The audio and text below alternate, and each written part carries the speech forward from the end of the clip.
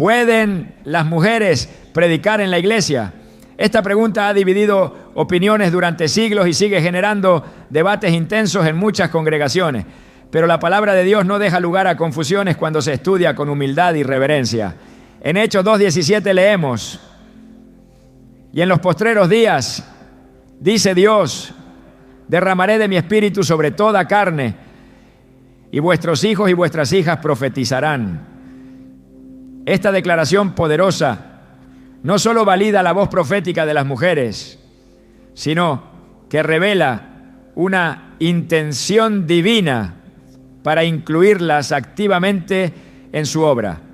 Hoy profundizaremos en las Escrituras para entender el verdadero papel que Dios ha asignado a la mujer en el cuerpo de Cristo. Revelaremos la verdad bíblica sobre la predicación femenina y derribaremos mitos construidos por la tradición y no por la inspiración divina. ¿Estás listo para entender lo que Dios tiene reservado para ti? Desde el principio de la creación, cuando Dios formó al hombre del polvo de la tierra y sopló aliento de vida en sus narices, también tenía en mente algo más grande, algo completo. No era bueno que el hombre estuviera solo. Y no lo dice cualquier voz, lo declara el mismo Dios en Génesis 2:18. No es bueno que el hombre esté solo. Le haré ayuda idónea para él. Pero esta expresión, tantas veces mal interpretada y tergiversada, no describe inferioridad, subordinación, ni silencio impuesto, sino una complementariedad divina, una alianza espiritual que refleja la imagen misma del Creador. Porque fue el mismo Dios quien formó a la mujer, no del polvo, sino del costado del hombre, símbolo de igualdad, de unidad, de colaboración. Ambos fueron creados a su imagen y semejanza. Ambos recibieron el mandato de fructificar, multiplicarse, sojuzgar la tierra y enseñorearse sobre toda criatura viviente. En ese mandato original no hay jerarquías de palabra, hay una comisión compartida. Génesis 1:27-28 lo confirma. Y creó Dios al hombre a su imagen. Varón y hembra los creó. Y los bendijo Dios y les dijo: fructificad y multiplicaos. Llenad la tierra y sojuzgadla. Cuando analizamos esta instrucción, vemos que la voz de Dios se dirige simultáneamente al varón y a la mujer, sin distinciones de propósito ni de capacidad. Desde ese momento quedó clara la intención de Dios. Ambos fueron empoderados. Ambos fueron enviados. Ambos fueron hechos portadores de su voluntad. Nada en el diseño original sugiere que la mujer deba callar ante la presencia divina, ni que su papel se limite a observar desde el margen lo que el hombre debe realizar. La voz de la mujer fue pensada para ser también una voz que proclama, que exhorta, que enseña y que glorifica al Creador. La verdadera distorsión llegó después, cuando el pecado entró al mundo y la relación entre el hombre y la mujer fue afectada. No fue Dios quien la silenció, fue el pecado quien sembró división, quien impuso cadenas, quien generó dominio y opresión. El Génesis, después de la caída, nos muestra cómo la armonía original se fractura. Pero incluso en ese contexto, Dios no elimina el llamado, solo revela las consecuencias del pecado. El plan redentor, sin embargo, ya estaba en marcha. Cuando profundizamos en la historia del pueblo de Dios, vemos cómo el Señor una y otra vez levanta mujeres con un papel clave en medio de culturas patriarcales, para mostrar que su llamado y su propósito trascienden las estructuras humanas. Antes de que existieran púlpitos o títulos, ya existía la voz del Espíritu moviéndose sobre corazones dispuestos. Y muchas veces esos corazones eran femeninos. En el Antiguo Testamento encontramos ejemplos de mujeres que hablaron con la autoridad del cielo, que aconsejaron a reyes, que lideraron ejércitos, que profetizaron en tiempos de decadencia, ¿Podríamos afirmar con honestidad que esas mujeres estaban en desobediencia por hablar? ¿O sería más justo reconocer que estaban en plena obediencia, cumpliendo un propósito que venía de lo alto? La raíz del problema muchas veces no está en lo que dice la palabra, sino en cómo la hemos leído.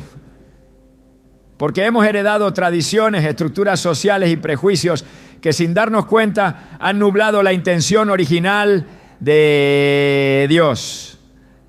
El enemigo ha trabajado con astucia para tergiversar la verdad y para silenciar aquellas voces que, al ser escuchadas, podrían transformar generaciones. Pero cuando volvemos al origen, cuando leemos las Escrituras sin filtros humanos, descubrimos que el llamado de Dios a proclamar su palabra no fue condicionado por género, sino por disposición. En Isaías 6:8, el Señor pregunta: ¿a quién enviaré y quién irá por nosotros? Y la única respuesta válida ante esa pregunta sigue siendo: heme aquí, envíame a mí. No importa si esa respuesta nace en un hombre o en una mujer. Lo que importa es que nace de un corazón dispuesto. En la historia de la redención, la mujer ha sido un canal constante de la voz de Dios.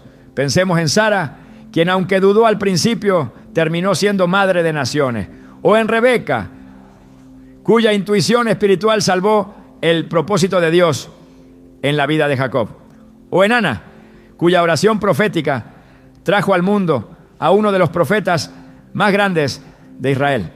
Cada una de ellas habló, clamó, intercedió, proclamó. Sus voces no fueron silenciadas, sino amplificadas por el poder de Dios. ¿Y qué diremos de María, la madre de Jesús, quien al recibir la visita del ángel no solo creyó, sino que proclamó uno de los cánticos más poderosos del Nuevo Testamento?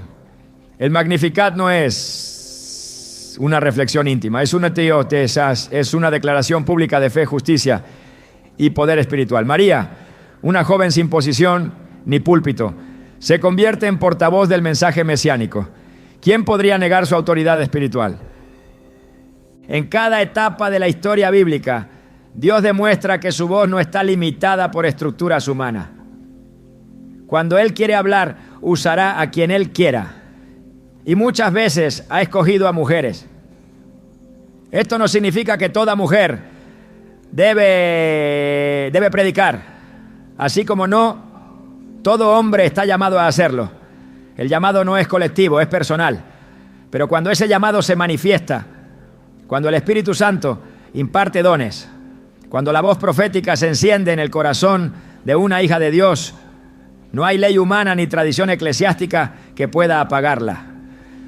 Porque el fuego de Dios no obedece a las normas de los hombres, sino al impulso soberano de su Espíritu.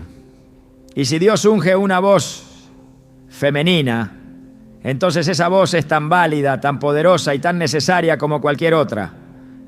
El apóstol Pablo en Gálatas 3:28 escribe una de las afirmaciones más revolucionarias para su tiempo.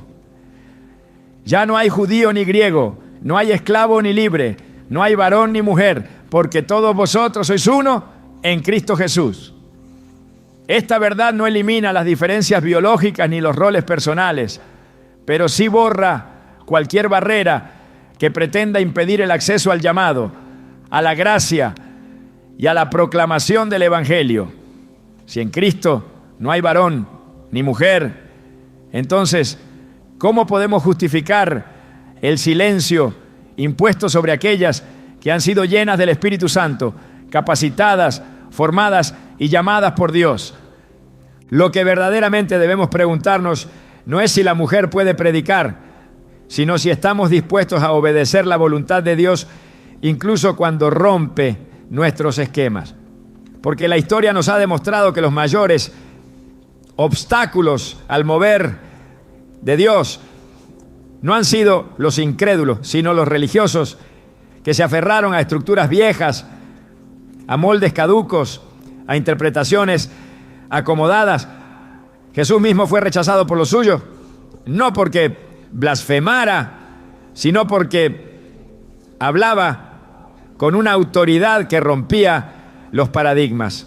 ¿Será que hoy seguimos repitiendo ese error, impidiendo que la voz de Dios se escuche con libertad porque no encaja en nuestros moldes? La predicación no es un derecho que se exige, es un llamado que se recibe.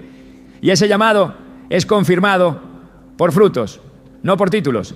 Jesús dijo que por los frutos conoceríamos a los verdaderos obreros. No por su género, no por su linaje, no por su pertenencia a una élite religiosa, sino por los frutos. Y los frutos de una mujer predicadora, cuando ha sido llamada por Dios, son tan evidentes como los de cualquier varón. Almas que se salvan, corazones que se transforman, comunidades que se edifican, cadenas que se rompen, enfermedades que se sanan, vidas que son restauradas. Estos frutos no mienten. El Espíritu Santo no comete errores. Si Él unge, es porque hay propósito. Si Él llama, es porque hay misión. Si Él abre la boca de una mujer, es porque hay un pueblo que necesita escuchar. Es tiempo de volver al diseño original de Dios. A ese momento en el Edén donde la voz de la mujer no estaba en conflicto con el propósito divino, sino integrada a Él. Es tiempo de reconocer que el enemigo ha intentado silenciar a la mujer, porque sabe que en su voz hay vida, hay sabiduría, hay revelación. Es tiempo de abrir los oídos espirituales y discernir cuando una voz viene del cielo, sin importar si proviene de labios masculinos o femeninos. Porque al final del día, lo que está en juego no es una tradición, sino el avance del reino. Y Dios usará todo lo que esté dispuesto a ser usado. Recuerda las palabras de Joel 2:28 repetidas en el Pentecostés. Y después de esto derramaré mi espíritu sobre toda carne y profetizarán vuestros hijos y vuestras hijas. No dice que las hijas deben callar. Dice que profetizarán. Y la profecía es hablar de parte de Dios. Si la Biblia dice que las hijas profetizarán, ¿quién puede atreverse a callarla? Esta es la primera señal de que el diseño de Dios siempre ha incluido a la mujer en su plan de proclamación. No como una excepción, no como una concesión, sino como una manifestación gloriosa de su multiforme gracia. La iglesia que se niega a escuchar lo que Dios dice a través de sus hijas se está privando de una parte esencial de su voz. Y la iglesia que reconoce y honra el llamado femenino se posiciona para recibir una dimensión más completa del mover de Dios. Porque donde hay obediencia hay derramamiento. Y donde hay espíritu hay proclamación. Desde las primeras páginas del Antiguo Testamento, la presencia de la mujer como instrumento de la voz divina se manifiesta con una fuerza que no puede ser ignorada por ninguna lectura honesta de las Escrituras. A pesar de desarrollarse en contextos históricos marcadamente patriarcales, la Biblia exalta con claridad a mujeres que fueron llamadas no solo a vivir en obediencia, sino a hablar con la autoridad que solo puede venir del cielo. Lejos de ser figuras decorativas o pasivas en la historia del pueblo de Dios, estas mujeres fueron portadoras de dirección, juicio, corrección y revelación. En ellas vemos que el Espíritu de Dios no se restringe por el tiempo, la cultura, ni el tel género en enero, sino que se derrama sobre corazones disponibles a cumplir su voluntad. Las profetisas del Antiguo Testamento son una evidencia contundente y suficiente para desmantelar la idea de que la mujer está destinada al silencio dentro del cuerpo de creyentes. Cuando Dios necesitó transmitir una palabra a su pueblo, no titubeó en levantar la voz de una mujer. Débora es uno de los ejemplos más claros de esta verdad espiritual. En Jueces 4:4 se nos dice: gobernaba en aquel tiempo a Israel una mujer. Débora, profetisa, mujer de Lapidot. No solo era profetisa, también era juez. lo que significa que ejercía autoridad espiritual y civil sobre toda la nación de Israel. Su liderazgo no fue accidental ni tolerado como una excepción en tiempos de crisis, sino establecido por la voluntad de Dios. Ella escuchaba a Dios y hablaba en su nombre. Ella convocaba al pueblo y declaraba la voluntad del Altísimo. Y cuando Barak dudó en obedecer el mandato divino, fue Débora quien lo confrontó, afirmando en Jueces 4:9 que la gloria de la victoria sería dada a una mujer. La batalla que siguió y la derrota del enemigo fue el cumplimiento literal de lo que Dios había dicho a través de ella. No hay sombra de duda en el texto sobre si su autoridad era legítima. La palabra la presenta como una sierva obediente, empoderada, reconocida y fructífera en su ministerio. Nadie podría objetar su llamado sin oponerse directamente a la voluntad de Dios. En 2 Reyes 22:14 encontramos otro testimonio poderoso en la figura de Hulda, profetisa que vivía en Jerusalén. Cuando el rey Josías descubre el libro de la ley, estremecido por lo que significa el abandono espiritual del pueblo, no busca a un sacerdote ni a un anciano, sino que envía una comisión directa a consultar a esta mujer. Y es Hulda quien transmite la palabra del Señor al rey y a toda la nación. No fue una sugerencia, ni una opinión personal. Fue la palabra viva de Dios, pronunciada por labios femeninos. El contexto no deja espacio para suponer que su rol fue simbólico o marginal. La profecía que entregó fue tan autorizada, tan precisa y tan crucial que provocó un avivamiento nacional. Dios pudo haber hablado a través de cualquier otro canal, pero eligió a Hulda, validando con ello que una mujer no solo podía recibir palabra divina, sino también proclamarla ante líderes y multitudes. Cuando se habla de Miriam, la hermana de Moisés y Aarón, la Escritura también la reconoce como profetisa. En Éxodo 15:20, luego de la liberación del pueblo de Israel a través del Mar Rojo, Miriam toma un pandero, convoca a las mujeres y canta al Señor. No era una expresión artística sin mayor trascendencia. Su canto fue una proclamación profética, una exaltación teológica cargada de doctrina y de memoria espiritual. Las palabras que salieron de su boca declaraban la fidelidad de Dios, la victoria sobre los enemigos y el poder salvador del Altísimo. Esta proclamación fue pública, colectiva y dirigida por una mujer con autoridad espiritual reconocida.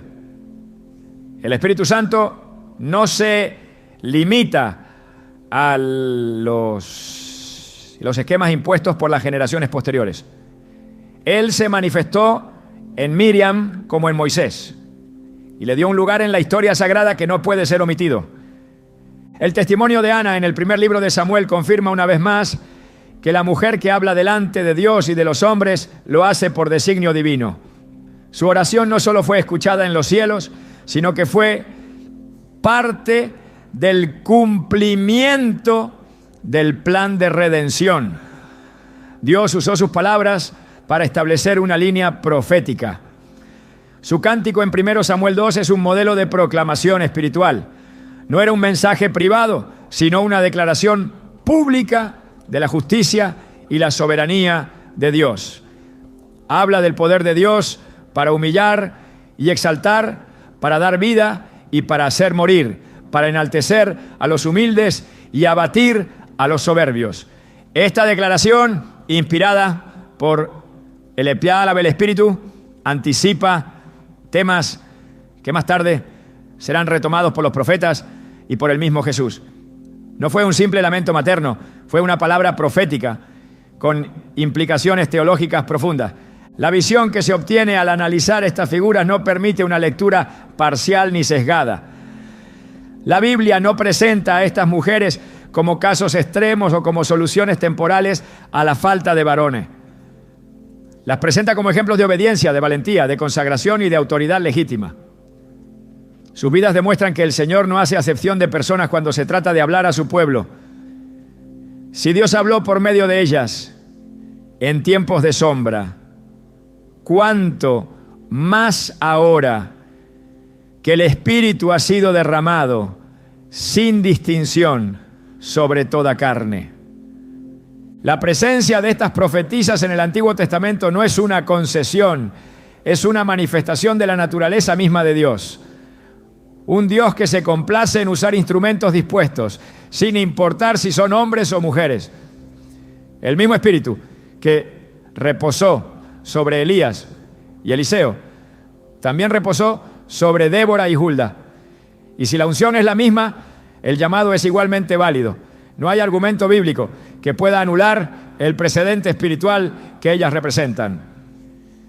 Estas mujeres no hablaron por impulso, ni por necesidad, ni por protesta. Hablaron porque Dios las llamó a hacerlo. Hablaron porque el fuego del cielo ardía en sus corazones. Hablaron porque el mensaje no podía quedarse en silencio. Pretender que la autoridad de sus palabras dependía de la aprobación masculina es negar la soberanía del Dios que las escogió. Cuando una mujer profetiza con respaldo del cielo, no lo hace bajo permiso humano, lo hace bajo mandato divino. El mismo Dios que levantó a Isaías, Jeremías y Ezequiel también levantó a estas mujeres. Y su voz, cuando viene del Espíritu, lleva la misma autoridad, produce el mismo fruto y cumple el mismo propósito. Muchos han intentado minimizar estos ejemplos argumentando que el Antiguo Testamento tiene un contexto cultural distinto que no se puede aplicar hoy. Pero la palabra de Dios no cambia. Jesús dijo en Mateo 5:18 que ni una jota ni una tilde pasará de la ley hasta que todo se haya cumplido. Y si Dios honró la voz de estas mujeres, entonces debemos preguntarnos con humildad si no será Él mismo quien hoy sigue llamando a sus hijas a proclamar su palabra. Lo que está en juego no es una tradición eclesiástica, es la fidelidad al testimonio de las Escrituras. La profecía, según la Biblia, no es un ejercicio de opinión, es hablar en nombre de Dios. Y si Dios permitió que mujeres lo hicieran antes de la cruz, antes del Pentecostés, antes de la expansión de la iglesia, ¿cómo podríamos negarles ese papel ahora que el velo ha sido rasgado y que la promesa del Espíritu ha sido derramada sobre todos? El fundamento de la profecía no está en el género, está en el Espíritu. Y el Espíritu no fue dado por medida, sino en plenitud. Toda la Escritura está inspirada por Dios y útil para enseñar. Y la enseñanza que nos dejan estas mujeres es una enseñanza viva, respaldada por la historia bíblica, confirmada por la autoridad del Espíritu y sustentada por el fruto que generaron. Cada una de ellas representa una afirmación de que la predicación y la proclamación de la palabra no son territorios reservados por razón de sexo, sino caminos abiertos por la obediencia. No se trata de reinterpretar el texto para acomodarlo a una agenda moderna. Se trata de volver al texto con ojos espirituales, de quitar los velos impuestos por siglos de tradición humana y de ver la verdad revelada con la luz del Espíritu Santo. Dios ha hablado por medio de mujeres. Dios ha dirigido a su pueblo por medio de mujeres. Dios ha traído juicio, corrección, consuelo y dirección por medio de mujeres. Y ese mismo Dios sigue siendo el mismo hoy. La iglesia no puede darse el lujo de ignorar este testimonio. Silenciar a quienes Dios ha llamado es apagar una parte de su voz. No se trata de reemplazar un liderazgo por otro. Se trata de reconocer que el cuerpo de Cristo está completo cuando cada miembro funciona según su don y su llamado. Y si Dios ha dado a algunas el don de proclamar su palabra, debemos recibirlo con gozo, con reverencia y con obediencia, porque negar lo que Dios aprueba es colocarse en oposición al Espíritu que vivifica. Cuando la palabra nos muestra a estas mujeres hablando con autoridad, no lo hace para crear controversia, sino para establecer una verdad eterna, que Dios escoge a quien quiere, y cuando lo hace su voz no será callada. El espíritu que reposó sobre Débora, Hulda, Miriam y Ana no ha cambiado. Y si en aquellos días hablaba por medio de ellas, hoy también puede hacerlo, porque la palabra no ha perdido su poder y el espíritu no ha perdido su libertad. En el corazón del ministerio de Jesús, cuando los sistemas religiosos endurecidos seguían imponiendo barreras que oprimían y silenciaban, el Hijo de Dios irrumpió en la historia no solo para redimir al ser humano, sino también para restaurar el propósito original con el que fue creado. Y en ese proceso de restauración, la dignidad espiritual de la mujer fue reivindicada con una firmeza que desafiaba las normas de su época.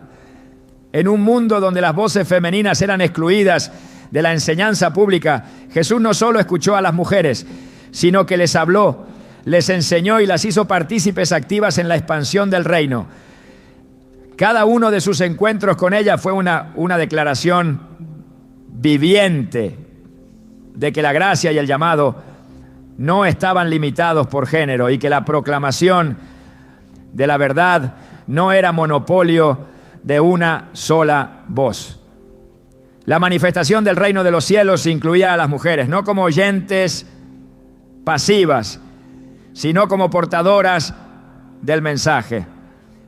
Uno de los momentos más contundentes y deliberados fue el encuentro de Jesús con la mujer samaritana junto al pozo de Jacob, registrado en Juan 4. Allí, en medio del calor del mediodía y bajo el velo de siglos de separación étnica, cultural y religiosa, el Hijo de Dios rompió todas las barreras posibles para revelarse a una mujer marginada. Esta mujer no solo era samaritana, sino también rechazada por su propio pueblo. Sin embargo, Jesús no la evitó, no la despreció, no la redujo a su pasado. En cambio, entabló con ella una de las conversaciones teológicas más profundas registradas en los evangelios. Habló con claridad del agua viva, de la adoración en espíritu y en verdad, del conocimiento del Mesías. Y cuando ella preguntó por el Cristo que había de venir, Jesús respondió sin ambigüedad: yo soy el que habla contigo. Juan 4:26. A esa mujer reveló su identidad mesiánica de una manera que no había hecho ni siquiera con muchos de los suyos. La reacción inmediata de aquella mujer fue dejar su cántaro y correr a la ciudad para proclamar a todo lo que había visto y oído. Su mensaje fue directo, apasionado y persuasivo. Venid, ved a un hombre que me ha dicho todo cuanto he hecho. Pablo dicho, ¿no será este el Cristo? Juan 4:29. El resultado de su proclamación fue que muchos samaritanos creyeron en Jesús. La Escritura afirma que por su testimonio la gente acudió a él y luego de escucharle, reconocieron que ahora creían no solo por lo que ella dijo, sino porque lo habían oído personalmente. Sin embargo, la semilla fue sembrada por ella. La predicación inicial no vino de un discípulo ni de un líder reconocido, sino de una mujer transformada por un encuentro con el Mesías. Y esa proclamación fue efectiva, fue poderosa, fue evangelística, fue en todo sentido bíblico predicación. Y en otro momento Jesús se encontraba en Betania, en casa de Marta y María. Mientras Marta se ocupaba en los quehaceres, María se sentó a los pies de Jesús para escuchar su palabra. En una cultura donde solo los discípulos varones tenían el eta del derecho de sentarse a los pies de un rabino, Jesús no solo permitió que María ocupara ese lugar, sino que defendió su decisión. Cuando Marta se quejó, él respondió: María ha escogido la buena parte, la cual no le será quitada. Lucas 10:42. Este acto no fue solo una lección sobre prioridades espirituales, fue una reafirmación radical del derecho de la mujer a recibir formación doctrinal, a ser discipulada, a ocupar el lugar de una verdadera discípula. Y quien es formada como discípula no lo es para quedarse callada, sino para ser enviada. La formación precede a la proclamación. María fue confirmada por Jesús en su decisión de aprender a sus pies, preparándose así para lo que el Espíritu haría más adelante en ella y en muchas otras. En el relato de la resurrección, la revelación más gloriosa del Evangelio, Dios escogió a mujeres como las primeras testigos. María Magdalena, junto con otras mujeres, fue al sepulcro antes del amanecer y encontró la tumba vacía. En Juan 20, 17, 18, Jesús se le aparece personalmente y le encomienda una misión directa. Ve a mis hermanos y diles: subo a mi Padre y a vuestro Padre, a mi Dios y a vuestro Dios. María fue y anunció a los discípulos que había visto al Señor y que Él le había hablado. No fue un simple mensaje informal, fue un envío deliberado del Cristo resucitado a anunciar la noticia más transformadora de la historia. El primer mensaje pascual fue confiado a una mujer y ella obedeció, proclamó y testificó. No fue una acción simbólica, fue un acto divinamente dirigido. En los evangelios no hay un solo momento en que Jesús trate a las mujeres como espiritualmente inferiores o incapaces de recibir revelación. Al contrario, cuando sus discípulos discutían sobre grandeza, cuando cuestionaban los roles, cuando resistían cambios, Jesús afirmaba que en el reino los últimos serían los primeros, que el liderazgo era servicio y que el llamado venía de lo alto. Cuando la mujer con flujo de sangre tocó su manto con fe, Jesús se detuvo no solo para sanarla, sino para reconocer su fe públicamente.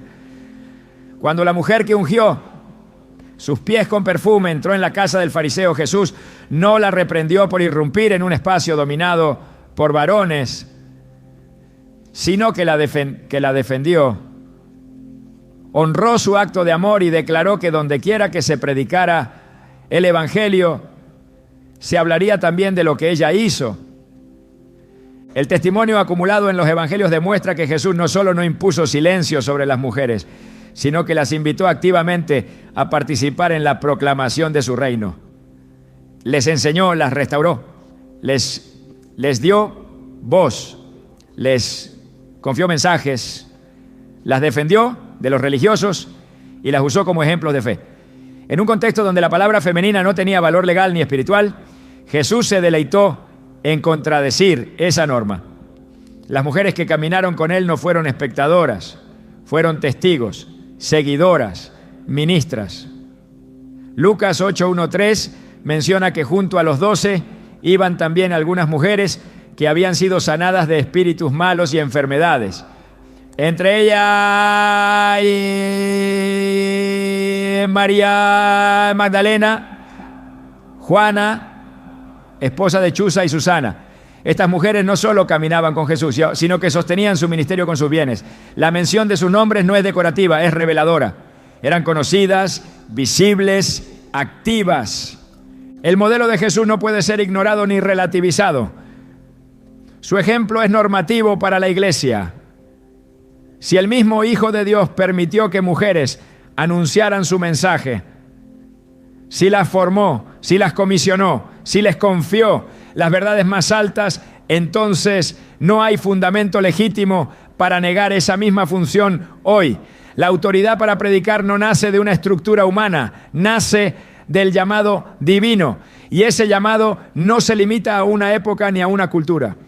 Jesús anunció que el reino de Dios había llegado y que ese reino no se edifica sobre barreras impuestas por el pecado, sino sobre la libertad que viene del Espíritu. No se trata de tomar estos ejemplos como meras excepciones, sino de entender que en ellos está revelado el corazón del Maestro. Jesús sabía exactamente lo que hacía.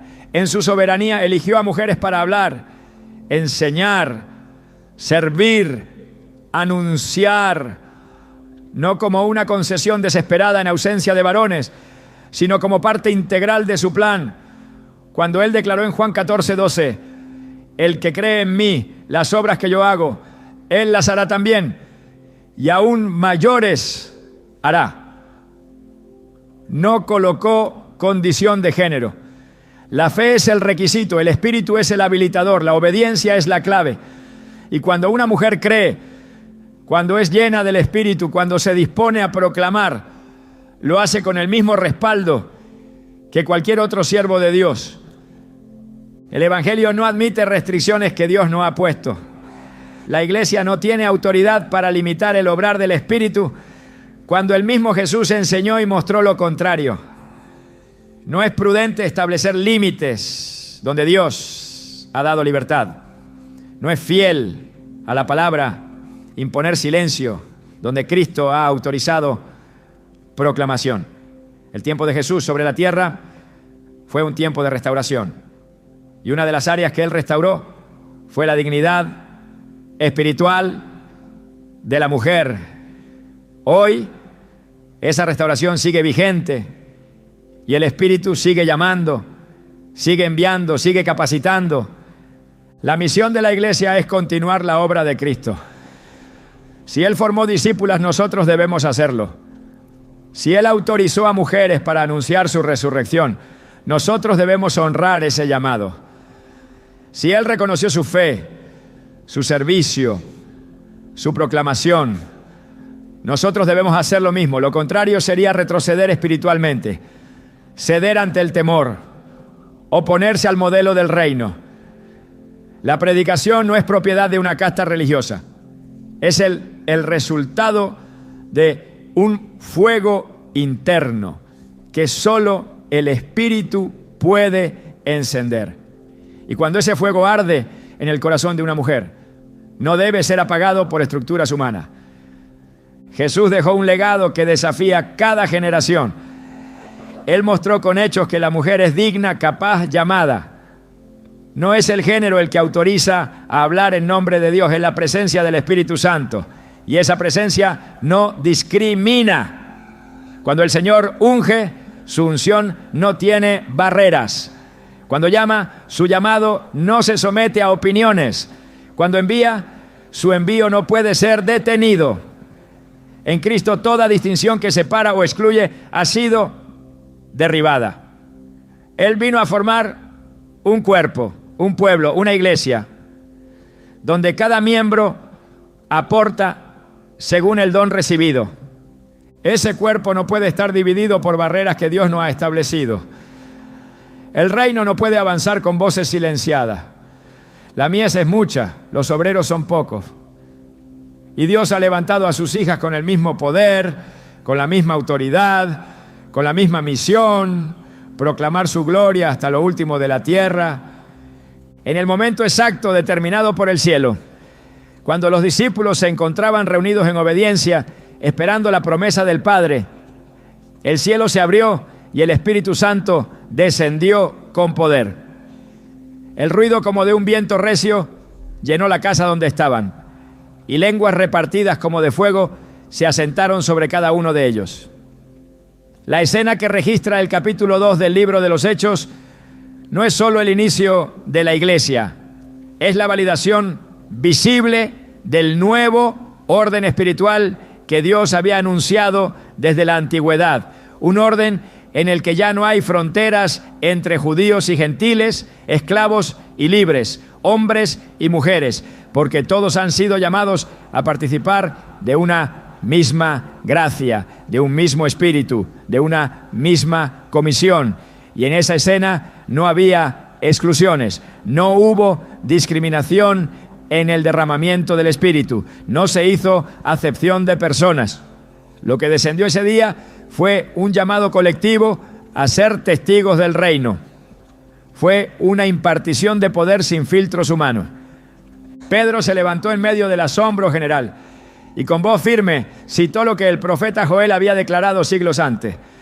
Y en los postreros días, dice Dios, derramaré de mi espíritu sobre toda carne, y vuestros hijos y vuestras hijas profetizarán. Hechos 2:17. El texto no solo es claro, es determinante. El Espíritu de Dios no haría distinción entre varones y mujeres. Ambos serían llenos, ambos serían instrumentos. Ambos hablarían con voz profética. El mensaje de Joel, repetido por Pedro en el nacimiento mismo de la iglesia, no fue una figura poética ni una metáfora cultural. Fue la proclamación del propósito eterno de Dios para todos sus hijos. Fue la afirmación de que las limitaciones impuestas por los sistemas religiosos no tendrían cabida en el nuevo pacto. La profecía es hablar bajo inspiración divina, es comunicar lo que Dios quiere decir a su pueblo. Y el hecho de que el Espíritu sea derramado sobre hijas implica inevitablemente que éstas también hablarán con autoridad espiritual. No se trata de una opinión, se trata de una realidad bíblica respaldada por el mismo cielo. Si Dios prometió que sus hijas profetizarían, entonces no hay argumento válido para callarlas. Si el Espíritu descendió sobre ellas igual que sobre los hombres, entonces no hay estructura humana que pueda negarles el derecho divino de proclamar. El Pentecostés no fue una escena aislada de manifestación carismática. Fue el cumplimiento exacto de lo anunciado por Jesús en Juan 14:26, cuando prometió que el Consolador enseñaría todas las cosas y recordaría todo lo dicho por Él. Ese Consolador fue derramado sobre todos los creyentes, sin filtro, sin jerarquía, sin limitación de género. Y cuando el Espíritu enseña, forma, impulsa y llama, lo hace con una intención divina que el ser humano no puede modificar. El Espíritu no se somete a nuestras estructuras, las trasciende, las reforma, las santifica, y cuando llena, lo hace para enviar. La llenura no es un adorno, es una asignación. En el Pentecostés se inauguró una era donde la voz de Dios se manifestaría a través de múltiples canales. No fue casualidad que en aquel aposento alto estuvieran también mujeres. La Biblia lo registra en Hechos 1:14, cuando dice que todos perseveraban unánimes en oración y ruego con las mujeres y con María, la madre de Jesús, y con sus hermanos. Si estaban allí fue porque también habían recibido la promesa. Si fueron llenas, fue porque también serían usadas. Y si fueron llenas, también hablaron. Porque cuando el Espíritu entra, la boca se abre. Cuando el fuego desciende, las palabras no pueden quedarse encerradas. Y el propósito del Espíritu nunca ha sido contener a nadie, sino impulsar la proclamación del reino. La misión de la iglesia desde ese momento se fundamenta en el testimonio de todos los creyentes. Jesús lo había dicho en Hechos 1:8. Pero recibiréis poder cuando haya venido sobre vosotros el Espíritu Santo, y me seréis testigos. No dijo que algunos serían testigos, no, sino que todos los que recibieran poder serían testigos. Y el poder descendió sobre varones y mujeres. La consecuencia fue el testimonio. No se les pidió permiso para hablar. Se les dio poder para hacerlo. El poder del Espíritu no es decorativo, es operativo, es transformador. Y está destinado a que quienes lo reciban anuncien las maravillas de Dios. A lo largo del libro de los Hechos se observa cómo el mover del Espíritu empuja constantemente hacia la predicación. Felipe es llevado al desierto para hablar con el eunuco. Pedro es conducido a la casa de Cornelio para declarar la salvación a los gentiles. Pablo y Bernabé son separados para llevar el evangelio a las naciones. Y en medio de estos movimientos estratégicos se encuentran mujeres que también son parte activa del anuncio. No aparecen en la sombra ni como figuras secundarias, sino como colaboradoras visibles, llenas del Espíritu y comprometidas con la expansión del reino. Las hijas de Felipe, mencionadas en Hechos 21:9, son presentadas como profetisas. No eran espectadoras, eran portadoras del mensaje divino. Estaban en el corazón del avance misionero, formando parte de la obra con el mismo respaldo espiritual. El Espíritu no unge por cortesía. unge por propósito. Y cuando unge a una mujer para hablar es porque ha determinado usar su voz como instrumento. Negar esa voz es negar la acción del Espíritu. Resistir esa proclamación es resistir lo que Dios ha establecido. No se trata de elevar a las mujeres por encima de los hombres. Se trata de reconocer que Dios no hace acepción, que el reino no avanza con la mitad del cuerpo de Cristo silenciado, que la mies es mucha y los obreros son llamados por el Espíritu, no por estructuras humanas. La lógica del reino siempre ha sido contracultural. Lo fue cuando Jesús comió con pecadores. Lo fue cuando abrazó a los marginados. Lo fue cuando eligió a pescadores y cobradores de impuestos como apóstoles. Y lo fue cuando permitió que mujeres fueran testigos, discípulas, proclamadoras. El derramamiento del Espíritu en Pentecostés selló esta nueva realidad. La iglesia no podía ser una réplica del sistema que Jesús vino a confrontar.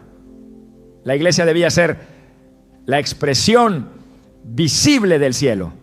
Un cielo donde Dios habla por quien Él quiere. Un cielo donde el fuego cae sobre quien se dispone. Un cielo donde la autoridad no depende de la tradición, sino de la unción. No hay nada en el registro del Pentecostés que indique que las mujeres debían recibir el Espíritu para quedarse en silencio. No hay indicación alguna de que su participación fue simbólica, todo lo contrario. El hecho de que Pedro cite a Joel de forma literal y pública es la afirmación más contundente de que la profecía femenina fue prevista por Dios. Y si Dios la previó, nosotros no podemos excluirla. Si el Espíritu la ejecutó, nosotros no podemos negarla. La iglesia que se construye sobre el modelo del Pentecostés es una iglesia que reconoce, celebra y activa los dones en todos sus miembros. Es una iglesia que no teme al orden, pero tampoco impone límites que el Espíritu no ha puesto. Es una iglesia que discierne la voz de Dios sin prejuicios. Una iglesia que no se encierra en el legalismo ni en la tradición, sino que se abre a la dirección del Espíritu, tal como ocurrió en ese día glorioso, donde comenzó todo. Si el Pentecostés nos enseñó algo, es que el cielo no se derrama sobre estructuras vacías, sino sobre corazones rendidos. Y cuando el fuego cae, transforma, habilita, envía. Hoy esa misma promesa sigue viva. El Espíritu no ha cambiado. Su propósito no se ha agotado. Su poder sigue descendiendo sobre quienes se disponen a proclamar. Y en cada generación el cielo busca vasos dispuestos, sin importar si son varones o mujeres. Porque lo que el Espíritu busca no es la conformidad al molde humano, sino la obediencia al diseño divino. Y ese diseño fue revelado en Pentecostés con claridad. Hijos e hijas, jóvenes y ancianos, siervos y siervas, todos llenos, todos proclamando, todos participando del avance del reino. La iglesia que ignora esta verdad se vuelve ineficaz. La que la abraza se convierte en un canal poderoso del mover de Dios.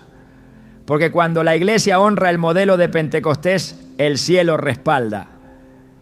Y donde el cielo respalda, hay vida, hay palabra, hay fruto.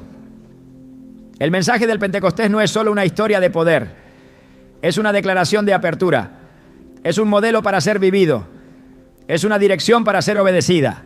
Y esa dirección incluye la proclamación de las hijas de Dios.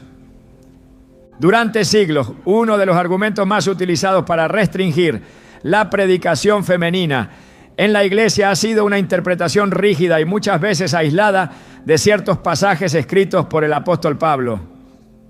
Cartas como la primera a los Corintios y la primera a Timoteo han sido citadas como base para establecer que la mujer debe guardar silencio en las asambleas y no enseñar ni ejercer autoridad sobre el varón.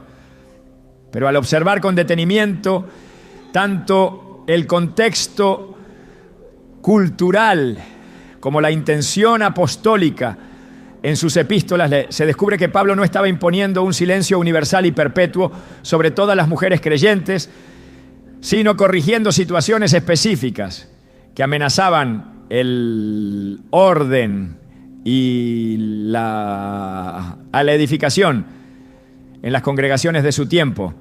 Es necesario volver al texto con reverencia, pero también con discernimiento, para no levantar doctrinas sobre interpretaciones literales divorciadas del resto de la revelación bíblica. En 1 Corintios 14, 34 a 35, Pablo escribe: vuestras mujeres callen en las congregaciones, porque no les es permitido hablar, sino que estén sujetas, como también la ley lo dice. Y si quieren aprender algo, pregunten en casa a sus maridos, porque es indecoroso que una mujer hable en la congregación. A primera vista, estas palabras parecen no dejar espacio para la participación vocal de la mujer en la iglesia. Sin embargo, al leer todo el capítulo 14, el propósito central de Pablo es exhortar a los creyentes a que todo se haga para edificación, en orden y con entendimiento. El contexto inmediato está enfocado en el uso de los dones espirituales, especialmente el don de lenguas y el don de profecía, y en cómo evitar el caos dentro de las reuniones congregacionales. Más aún, en el mismo libro, solo unos capítulos antes, Pablo admite que las mujeres profetizaban públicamente. En 1 Corintios 11:5 declara: pero toda mujer que ora o profetiza con la cabeza descubierta afrenta su cabeza. Si Pablo reconocía que las mujeres oraban y profetizaban, ¿cómo es posible que después diga que deben callar?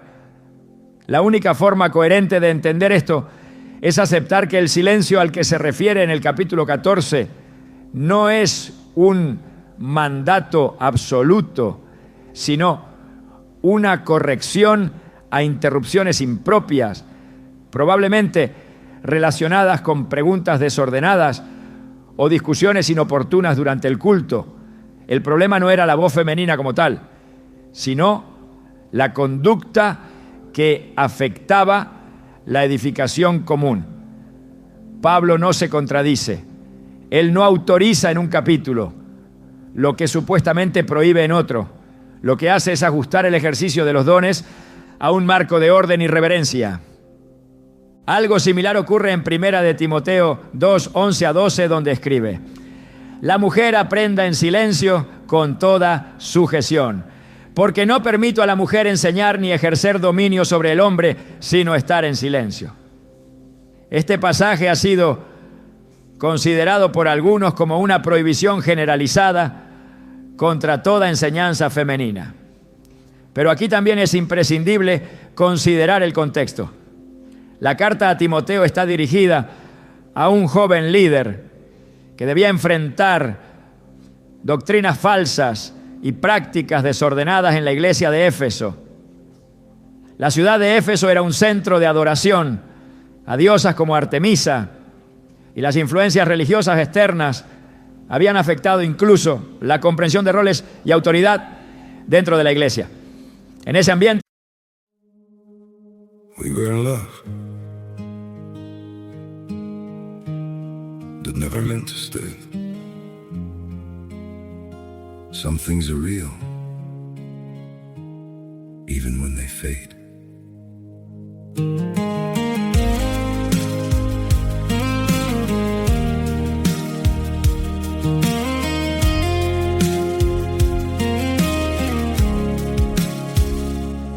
I used to think if we kept holding on, we could bend the truth somehow. But love can't fight what's pulling us apart, and it's breaking us down now.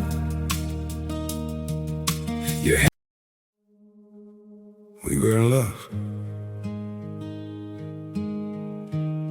that never meant to stay. Some things are real, even when they fade.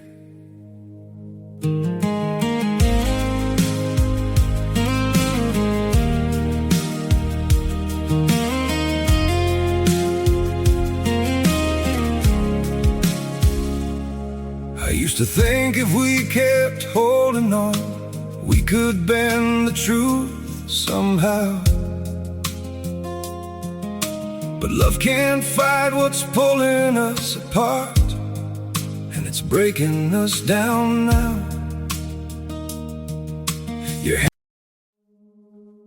We were in love that never meant to stay. Some things are real, even when they fade.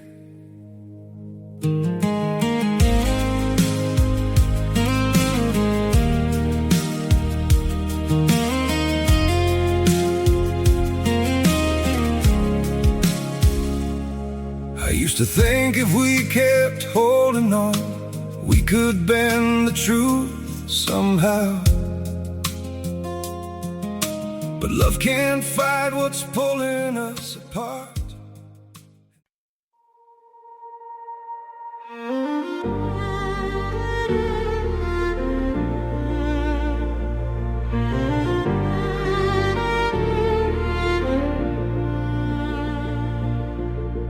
We stood beneath the streetlight, shadows dancing on the stone.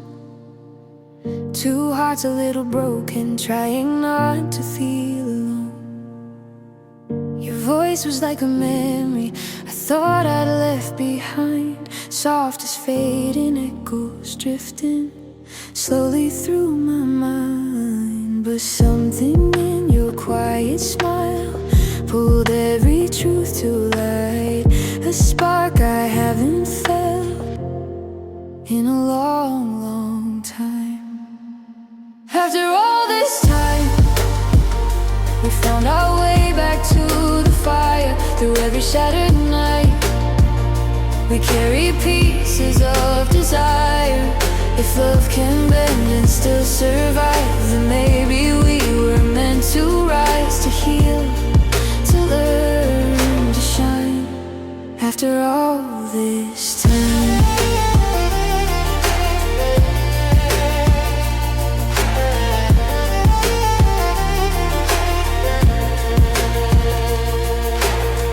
we walked along the river where the city meets the dawn. You told me that you never really felt like you were gone. And suddenly the distance didn't feel so far to cross, like every step we'd taken only led us to this pause. The moments we were scared to lose now fall in perfect line, a path that leads us closer every single time. After all this time, we found our way back to the fire. Through every shattered night, we carried peace. Algunas mujeres habían asumido posiciones de enseñanza sin formación bíblica, propagando errores y contradiciendo la sana doctrina. Pablo no está prohibiendo que las mujeres enseñen en todo tiempo y lugar. Está restringiendo en ese momento específico el ejercicio de una enseñanza autoritaria que no se alinea con la verdad del Evangelio. El verbo griego, que se traduce como ejercer dominio, implica una actitud autoritaria, usurpadora, y no el simple hecho de enseñar.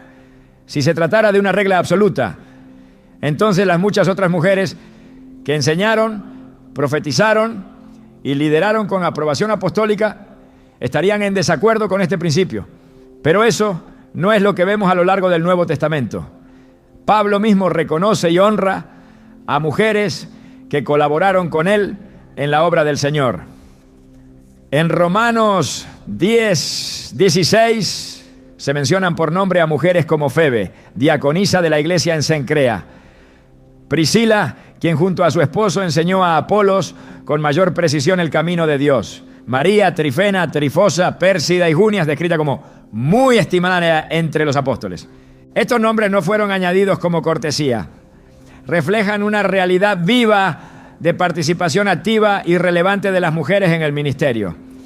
Pablo, que supuestamente prohíbe que las mujeres enseñen, agradece públicamente a mujeres que enseñaron, lideraron, sirvieron, profetizaron y fueron reconocidas entre los apóstoles.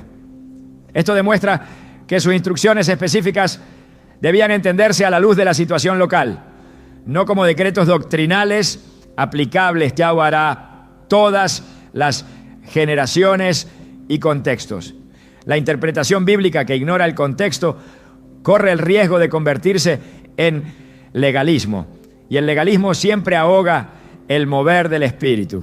El mismo apóstol que escribe sobre el silencio de la mujer en una iglesia concreta, escribe también en Gálatas 3:28 que ya no hay judío ni griego, no hay esclavo ni libre, no hay varón ni mujer, porque todos vosotros sois uno en Cristo Jesús. Esta declaración teológica no es una simple frase inspiracional, es una verdad espiritual que trasciende la cultura. En Cristo, la distinción de género no determina el acceso a los dones, al llamado, ni al ministerio.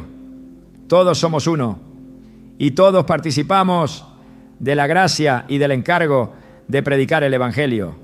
No hay una categoría inferior de creyentes, no hay ciudadanos de segunda clase en el reino de los cielos. La predicación no es una función reservada por género, sino una manifestación del don dado por el Espíritu. El fundamento de toda predicación es el llamado, y el que llama es el Espíritu. Si Él unge, si Él capacita, si Él imparte sabiduría y palabra, ¿quién puede oponerse? El testimonio de la iglesia primitiva, incluido el de Pablo, es que las mujeres no solo participaron, sino que fueron fundamentales en la expansión del Evangelio. La fidelidad a la Escritura requiere una lectura completa, profunda y equilibrada.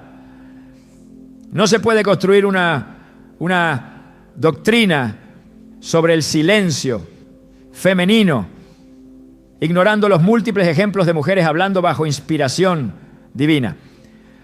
La coherencia bíblica exige aceptar que Pablo no era un enemigo del ministerio femenino, sino un defensor del orden en la iglesia. Y el orden no significa exclusión, sino edificación. La voz que edifica, que enseña, que corrige, que proclama, no debe ser callada por su género, sino evaluada por su fidelidad al Espíritu y a la palabra. El error más peligroso no es interpretar mal un pasaje, es construir muros doctrinales sobre esa mala interpretación. La iglesia no puede negar lo que Dios ha afirmado, no puede cerrar lo que el Espíritu ha abierto. Y si Dios ha hablado por medio de mujeres en toda la historia bíblica, no hay argumento válido que justifique su silencio en la iglesia actual. La palabra no se contradice, se complementa, se revela progresivamente. Y en esa revelación el papel de la mujer ha sido confirmado una y otra vez. Si el Espíritu habló a través de ellas, entonces lo hará también hoy.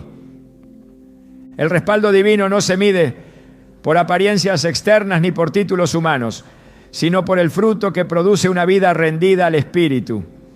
Jesús dejó esta verdad establecida con claridad cuando dijo: por sus frutos los conoceréis. Mateo 7:16. No habló de géneros, de estructuras, ni de jerarquías. Habló de evidencias visibles, de resultados espirituales, de transformación real. Cuando el llamado es auténtico, cuando el Espíritu Santo ha impartido gracia y autoridad, el fruto no puede ser ocultado. Las vidas cambian, los corazones se rinden, las almas encuentran dirección y el reino de Dios avanza con poder. Esto ha sucedido incontables veces a través de la predicación femenina. Porque cuando Dios unge, también confirma. Y su confirmación no viene por medio de aprobación humana, sino por medio de los resultados que solo Él puede producir.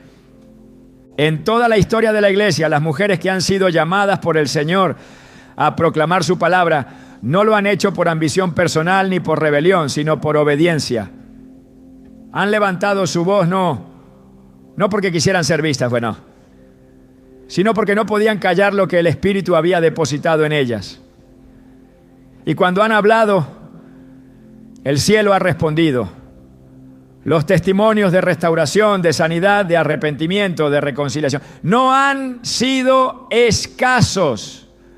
Son la evidencia viva de que Dios está con ellas, porque el Espíritu no unge en vano.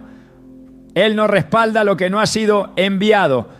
Cuando una mujer predica bajo la dirección del Espíritu, los frutos son los mismos que cuando lo hace un hombre bajo esa misma unción: salvación, convicción, edificación y poder transformador.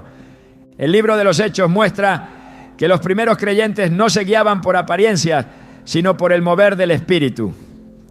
Cuando vieron a Cornelio y su casa recibir el Espíritu Santo, exclamaron: ¿puede acaso alguno impedir el agua para que no sean bautizados estos que han recibido el Espíritu Santo también como nosotros? Hechos 10:47. Lo que determinó la inclusión fue el fruto visible del Espíritu. Lo que validó su participación en el cuerpo fue la evidencia del cielo. Esa misma regla sigue vigente.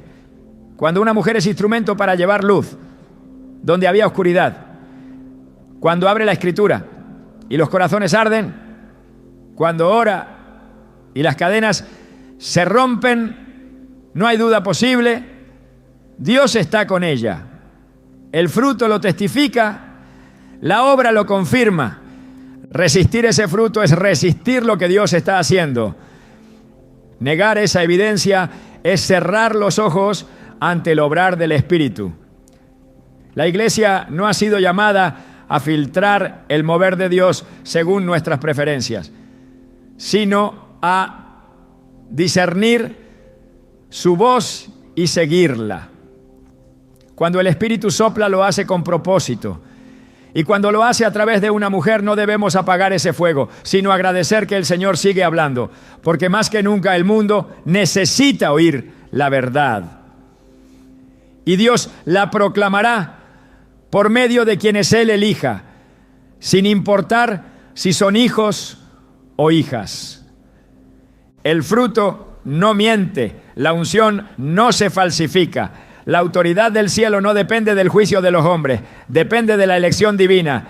Y si esa elección ha recaído sobre una mujer, entonces su voz lleva la misma vida, la misma unción y la misma gloria que cualquier otra enviada por Dios. Lo que Dios ha respaldado no puede ser desechado. Y lo que Él ha confirmado permanece. Porque toda obra nacida del Espíritu lleva en sí el sello de lo eterno. La verdadera pregunta que debemos hacernos no es si las mujeres pueden predicar, sino si estamos dispuestos a escuchar lo que Dios ha decidido hablar a través de ellas. Porque al final el problema nunca ha sido la capacidad femenina, sino la disposición del corazón humano para aceptar los instrumentos que el cielo escoge. Dios no consulta nuestras estructuras antes de ungir. Él no adapta su llamado a nuestras tradiciones. Él habla, envía, levanta y respalda según su propósito eterno. Y cuando la iglesia se atreve a alinearse con esa voluntad, sin filtros ni temores, entonces comienza a experimentar un mover más profundo, más amplio, más pleno. El verdadero avivamiento no vendrá solo por aceptar lo que ya entendemos, sino por rendirnos ante lo que Dios está revelando hoy con nueva claridad. No es cuestión de debates, nada, sino de rendición. No se trata de ganar argumentos, sino de obedecer al Espíritu. Porque en cada generación la voz de Dios ha encontrado obstáculos que intentan silenciarla, encasillarla o reducirla a lo familiar. Pero el Espíritu siempre se abre paso y lo hace por caminos inesperados. Y si una de esas rutas elegidas por el cielo es la voz de una mujer, entonces el temor del Señor demanda que escuchemos con reverencia. Porque no escuchamos a un género. Escuchamos al Dios que habla a través de vasos frágiles pero disponibles. El futuro de la iglesia no está en proteger estructura, sino en proteger la gloria de Dios. Y su gloria se manifiesta donde hay obediencia. Cuando una mujer predica conforme a la palabra, bajo la unción del Espíritu y con una vida rendida, no lo hace como una transgresora del orden, sino como una mensajera del reino. Y negarle ese lugar es apagar una lámpara que fue encendida por el cielo mismo.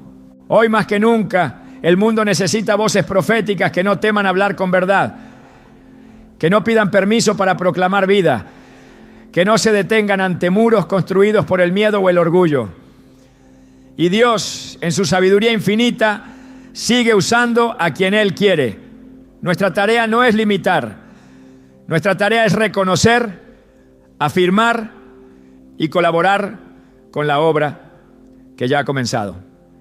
Porque cuando la iglesia honra lo que Dios honra, el cielo se abre y el reino avanza con poder. Tal vez la verdadera pregunta que debamos hacernos es: ¿seguiremos nosotros eligiendo a quién escuchar o dejaremos que sea Dios quien decida a través de quién hablará